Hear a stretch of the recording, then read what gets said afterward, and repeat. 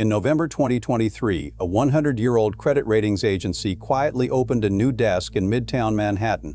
No press tour, no splashy launch. Just one appointment, Ana Arsov, named Global Head of Private Credit.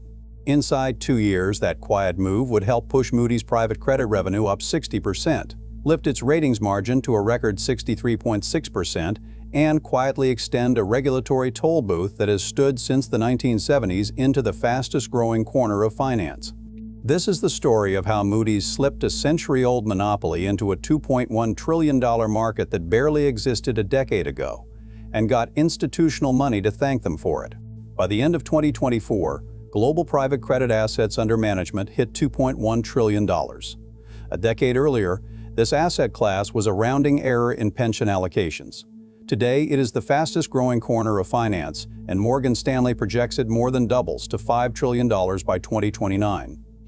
That is the prize Moody's is walking toward. And here is the quiet structural reason they are walking toward it almost unopposed. To understand the bet, you have to understand the toll booth. Since the 1970s, U.S. regulators have handed out a legal designation called NRSRO, Nationally Recognized Statistical Rating Organization. Pension funds, insurers, banks, money market funds, by law and by internal mandate, are largely required to hold only NRSRO-rated debt. Two firms dominate that list, Moody's and S&P. If you are a company that wants to sell bonds to institutional capital, you do not pay an optional advisor. You pay a regulator-anointed gatekeeper, every time. For nearly a century, that is the business Moody's has quietly perfected, and the moat almost nobody questions. And here is the quiet monopoly thesis in one sentence. The best businesses on earth are not loud disruptors. They are government-anointed toll booths that compound quietly for decades while nobody notices. Moody's does not really sell ratings. It sells a regulatory key, and right now, it is one of 2 locksmiths in the entire building. Here is the lane Moody's just walked into. Global private credit assets under management, $1.5 trillion in 2020, $1.7 trillion in 2022, $2.1 trillion by the end of 2024, projected to hit $5 trillion by 2029. Direct lenders, business development companies, private credit collateralized loan obligations. Every one of them increasingly needs an independent rating to syndicate capital to insurance and pension money. And by U.S. regulation, only an NRSRO can hand them that rating. In November 2023, Moody's made the bet explicit. It launched a dedicated private credit analytical franchise and named Ana Arsov as Global Head, coordinating ratings across corporate finance, financial institutions, and structured finance under one leader, one franchise. One flag planted on a market that, 10 years earlier, did not exist at any institutional scale. There was no press onslaught. There was just a quiet structural decision to point an existing monopoly at a brand new river of fees.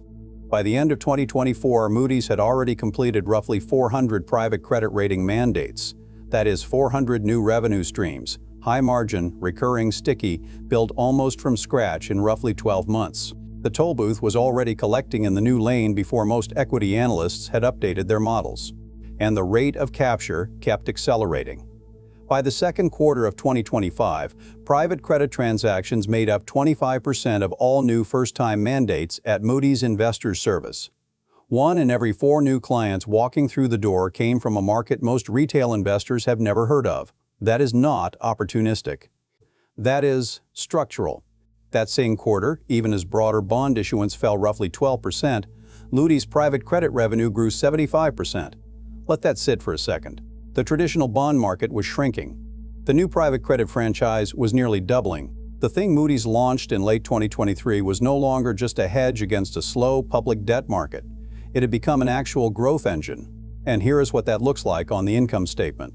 Moody's Corporation total revenue, $5.37 billion in 2020, $6.22 in 2021, a dip to $5.47 in 2022, then a climb to $5.92, $7.09, and $7.72 billion in 2025. A record year. Underneath that line, Moody's rated $6.6 trillion of debt in 2025 alone, including private credit CLOs like a $1.5 billion Blackstone transaction. For the full fiscal year, Moody's private credit revenue grew 60%. The Investor Service Ratings segment generated $4.1 billion in 2025 revenue, up from $3.8 billion the year before. Moody's Analytics, the data and software business, added another $3.6 billion. Private credit was not a side bet adding noise to the model. It was lifting the entire ratings franchise into a record year. And here is the punchline for shareholders.